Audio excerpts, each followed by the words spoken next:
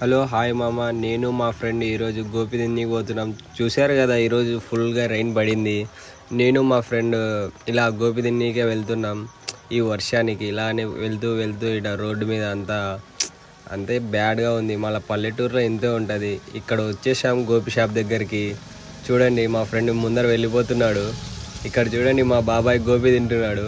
చూడండి, కాదు ఎలా తింటున్నాడు చూడు, మమ్మల్ని వదిలేసి బాగా తింటున్నాడు. ఇక్కడ చూడు, మమ్మల్ని పిలవకుండానే బాగా తినేస్తున్నాడు. మా ఫ్రెండ్ అక్కడ మా కోసం ఆర్డర్ ఇచ్చేసినాడు, తినేసినాం. మళ్ళీ ఇంటికి తిరిగి వస్తున్నాం. మేము అలా పోతూ ఉంటే మా ఫ్రెండ్ గాడు సిగ్గుపడుతున్నాడు అక్కడ వీడియోలో చూడాలని.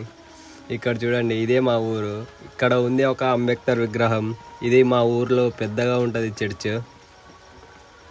మా ఊర్లో ఇక్కడ అంతా రోడ్డు మీద రోడ్డు అంతా నీళ్ళు ఆగి ఉంటాయి. అలానే ముందుకు వెళ్తున్నాం. పోతూ ఉంటే ఇంకా రోడ్డు అస్సలు లేదు, అంత నీళ్ళు ఆగి ఉంటాయి. ఇక్కడ మామూలుగా కాలువలు ఏమీ పెట్టలేదు. అలానే వెళ్తున్నాం ఇంకా సైడ్ నుంచి.